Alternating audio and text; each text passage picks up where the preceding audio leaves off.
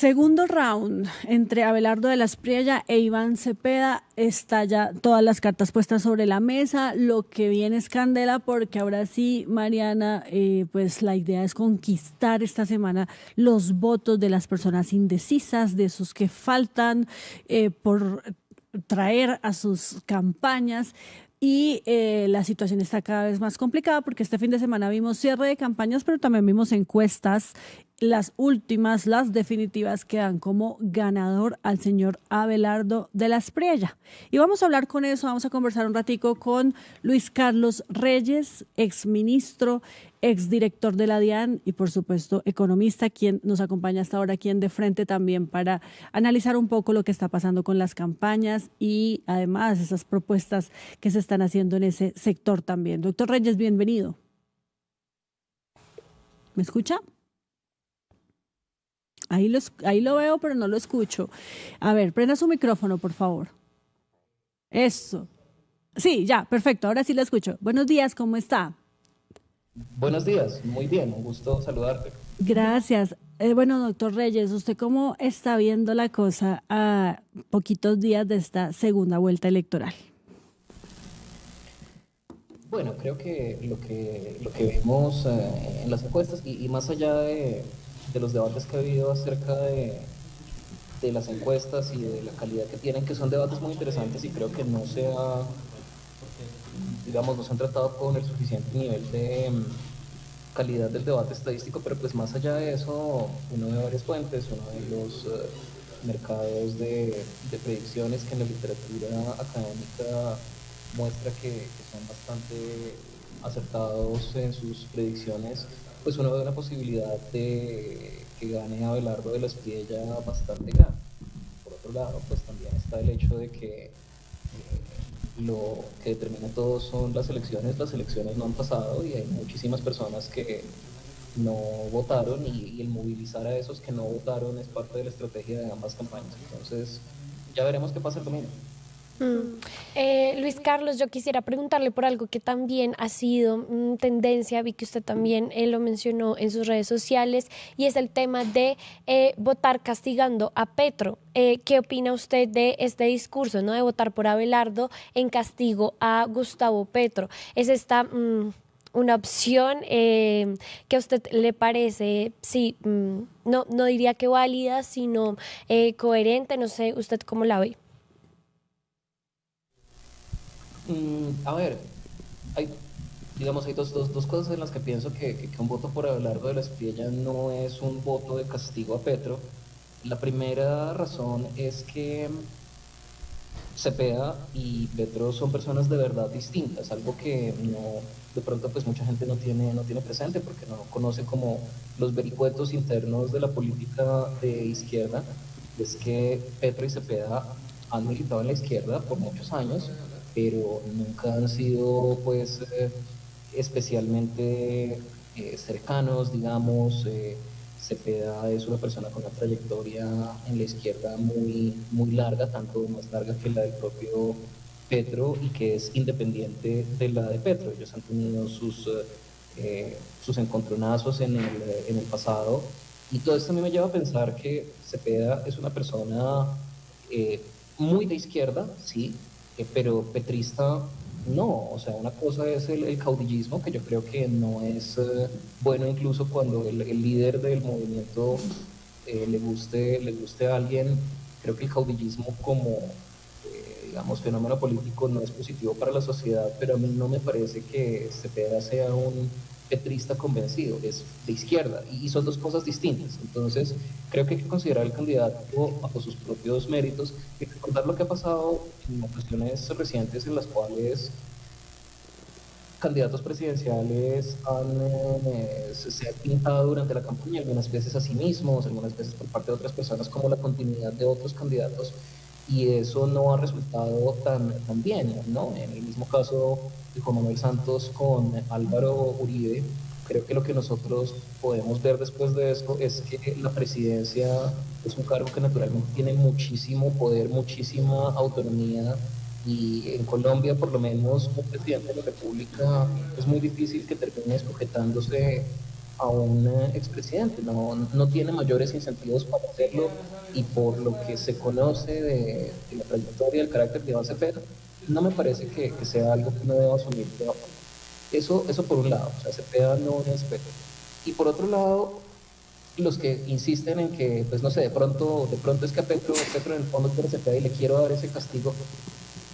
Yo, no sé, pónganse en la posición de Petro y piensen que realmente les conviene más a ustedes, como, digamos, en el caso de un expresidente que quiera mantener una figuración y que de pronto quiera centrar la atención a su alrededor, que digamos que son cosas que uno puede decir que caracterizan al presidente Petro. Yo creo que a él le conviene muchísimo más un escenario de oposición a Abelardo de la Espriella, que además es casi pues estereotípicamente todo aquello a lo que se pone el presidente Petro. Es un excelente telón en contra del cual empezar a hacer una campaña de izquierda por todas las cosas que él quiere, y seguir siendo el líder único central de la izquierda.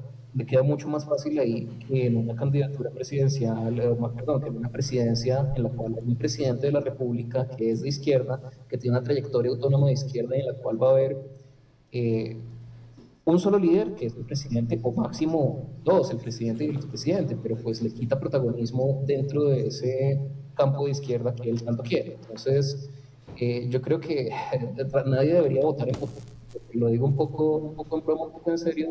Quizá él, si de verdad lo que les interesa es el voto de castigo a Petro, de pronto le gusta más hacer oposición con Abelardo que con Cepeda, y de pronto el mayor castigo es que haya otros liderazgos de izquierda y que él, digamos, empiece a compartir ese protagonismo con un movimiento mucho más amplio que una sola persona.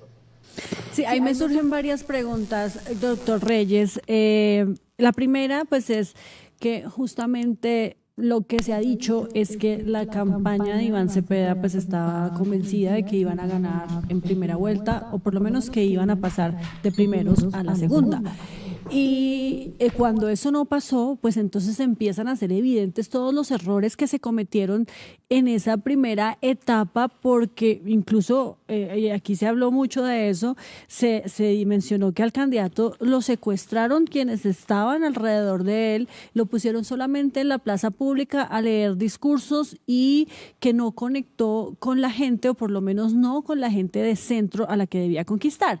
Y entonces ahí aparecen estos personajes que en el mundo de la política son los que se cree pues que salvan a los candidatos, y se dijo en su momento: liberen a las bestias, que eran pues Benedetti y Roy Barreras. Incluso en una entrevista que dio aquí también en Tercer Canal, él dijo: yo estoy dispuesto a colaborar, yo quiero meterme de fondo a la campaña, pero Iván Cepeda no me deja. ¿Usted qué cree que o cómo ve esa situación? ¿Cree que Iván Cepeda sí cometió un error por no juntarse con ese tipo de personajes y eso le puede costar la presidencia?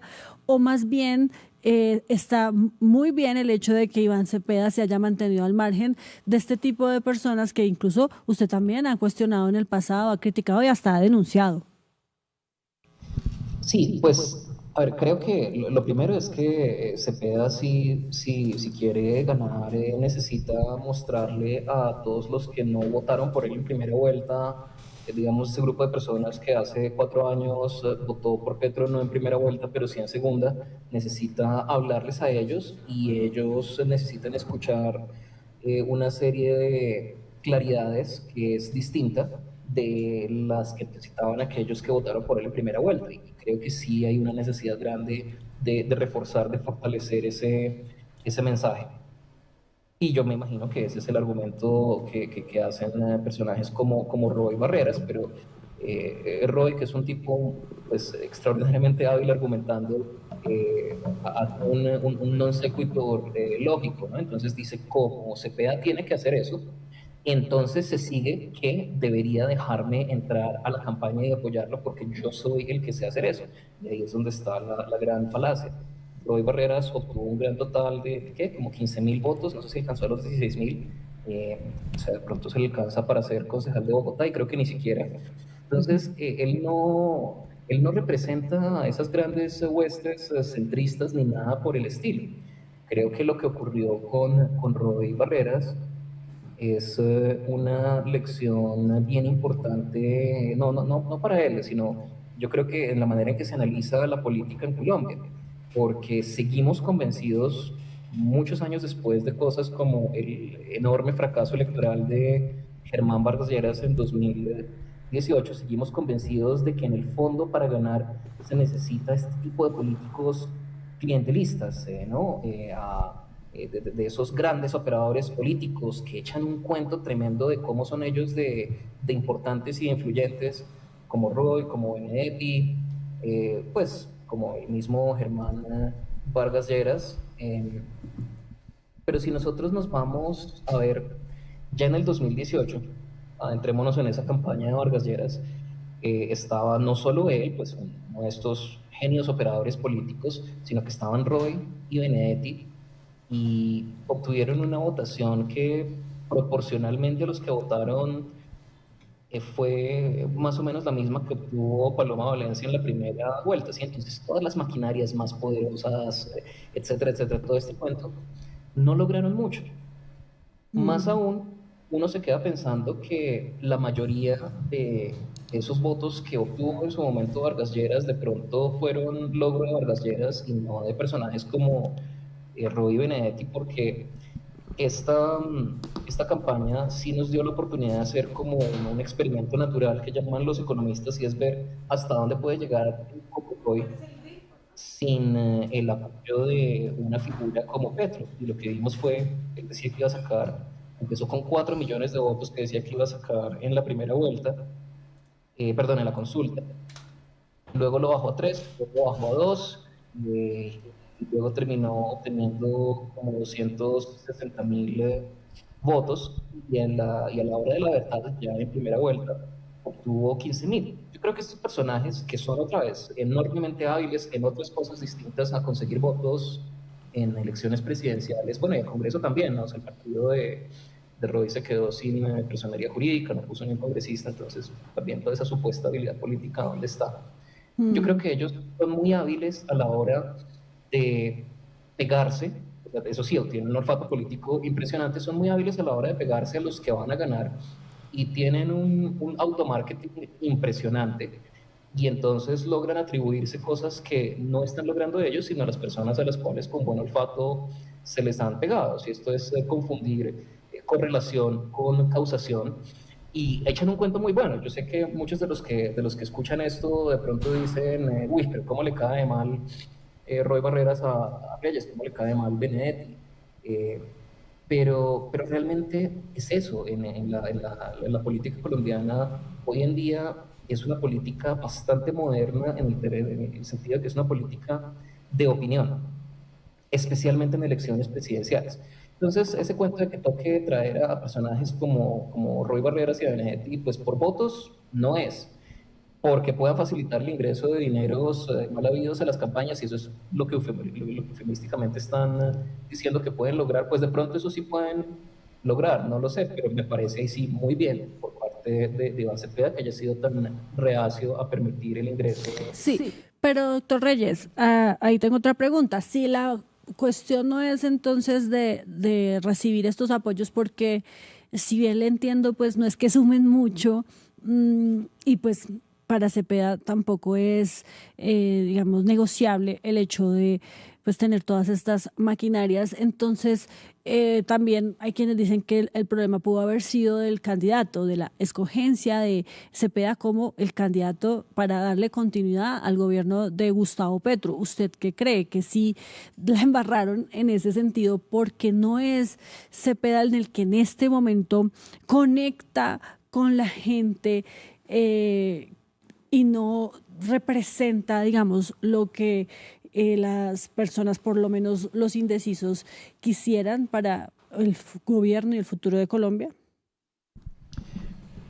Pues, a ver, yo creo que Iván Cepeda es un tipo con una trayectoria de mucha honestidad, de mucha integridad, que a mí me parece excelente como digamos, como puesta en este país tan acostumbrado a cosas que no son ni honestas, ni íntegras, ni de principios, ni nada, ¿no? Desde el punto de vista del análisis, pues, de cuál es el candidato que le apunta al votante mediano, que llaman, pues, a ese que termina definiendo las elecciones, creo que para nadie es un secreto y Cepeda, creo que es admirable su honestidad, su consistencia. Él no oculta que es una persona de izquierda, muy de izquierda. Y pues en ese análisis, claro, si uno dice queremos ganar unas elecciones en las cuales no solo nos llevemos el voto de los votantes de izquierda, sino también algunos de los que están en el centro, entonces necesitamos un candidato que logre llegarles un poquito más a esos votantes de centro. Y es precisamente por estas consideraciones que hace ya más de un año, digamos, el mismo presidente Petro le bloqueó a Gustavo Bolívar su candidatura presidencial, ¿sí? El argumento que se le dio a Gustavo Bolívar es que Gustavo Bolívar era una persona demasiado de izquierda y en una segunda vuelta perdía. Imaginémonos por un momento cómo estarían las cosas en este momento con un candidato como Gustavo Bolívar que no sé si no es tan de izquierda como Cepeda, pero digamos tiene una trayectoria distinta que, por ejemplo, cuando Bolívar habla desde su trayectoria empresarial con empresarios, con los bancos, es una persona que genera simplemente por quien es unas tranquilidades que en este momento le podrían servir a la campaña, pero a Bolívar se le bloqueó porque era demasiado de izquierda, y pues es cierto, hay personas más hacia el centro de Bolívar, como por ejemplo Roy Barreras, y en algún momento la sabiduría convencional, y creo que es la que en ese momento acogía el presidente, era que candidatos como Roy Barreras, pues si el presidente les podía endosar sus votos, podían llegarle a ese centro. ¿Qué pasó? Ante esto, esto es un poco, digamos, un poco enredado, pero si nos vamos a esa consulta interna del pacto histórico, esa consulta estaba diseñada para poner ahí a toda la izquierda, realmente de izquierda, que se fragmentara, para que participara ahí algún candidato pues no de trayectoria de izquierda que ganara fácilmente. Lo que se presumía era que era Quintero, que con el apoyo de estructuras políticas tradicionales pudiera ganarles a todos estos candidatos de izquierda y con eso sacarlos del juego, y ya en un frente amplio, recuerdas que alguna vez todos hablábamos del frente amplio, en el que estuvieran, digamos, Quintero y Roy y algunos de esos candidatos como Juan Fernando Cristo, como Luis Gilberto Murillo, que probablemente no iban a tener un peso tan grande como en efecto el de candidatos que pudieran mover maquinarias grandes, como dice poder hacerlo Roy Barreras. Recordemos que sacó 15.000 votos.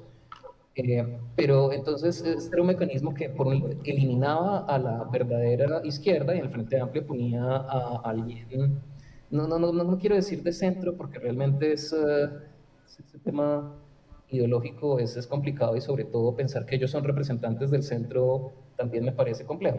Pero sí, la idea era que a través de este mecanismo, una izquierda fragmentada en esa consulta ganara a alguien que no fuera realmente de izquierda. Y ahí ocurrió una cosa que a mí me parece nueva y bastante admirable en los anales de la izquierda colombiana, y es que los candidatos, en su inmensa mayoría, uno a uno empezaron a bajarse de su candidatura, los precandidatos de la consulta interna del pacto histórico, para apoyar a Iván Cepeda. Y ya así, Iván Cepeda ganó. Y pues enfrentar a Iván Cepeda en un frente amplio contra Roy Barreras, pues si se hubiera metido a esa consulta, si lo hubiera dejado el Consejo Nacional Electoral, pues creo que el resultado habría sido muy parecido, habría sido una victoria abrumadora para Cepeda, y dañó como todo ese juego que estaba diseñado para poner a un candidato tipo Roy Barreras o al mismo Roy Barreras en la primera y en la segunda vuelta. Entonces, por eso es que tenemos hoy a Cepeda como candidato, no por un error de cálculo, digamos, de los análisis del presidente o de los principales liderazgos del pacto histórico, sino por una decisión de muchos de los candidatos de dejar a lado sus aspiraciones personales y apoyar a Iván Cepeda, lo cual creo que todos entendían que nos iba a poner en esta situación. Es un candidato definitivamente de izquierda, y entonces en este momento el país pues tiene que elegir entre un candidato de izquierda y un candidato, bueno, de una derecha apologista del paramilitarismo y demás. Pero pues creo que, digamos, todo esto se alcanzó a prever y estamos en una situación a la cual nos llevó de pronto esa negativa inicial de tener un candidato de una izquierda, no sé si un tris más moderado, pero un poco más del gusto del votante, como podría haberlo sido Gustavo Bolívar. Ante la negativa de eso, pues lo que terminó sucediendo fue que los procesos internos de este nuevo partido que surgió, que es el Pacto Histórico, llevaron la candidatura de... Ayúdanos a seguir con nuestra labor periodística a través de nuestro NECI 310-779-3518. Lo hiciste artísticamente y lo hiciste con las víctimas, que eso es un mensaje a dar. Caminamos juntos, todos con el progresismo por las calles defendiendo el plebiscito por el sí. ¿Cuál es la capacidad de generación de vivienda? ¿Los subsidios para quién son? Diciendo que le vamos a quitar los privilegios a los políticos. La política no descansó este fin de semana con estos personajes señalados por corrupción. Sí, señoras, sí, señores, llega la central. Este espacio semanal que hemos concebido para reflexionar sobre asuntos coyunturales. Allí vivía la familia de Pablo Escobar Gaviria.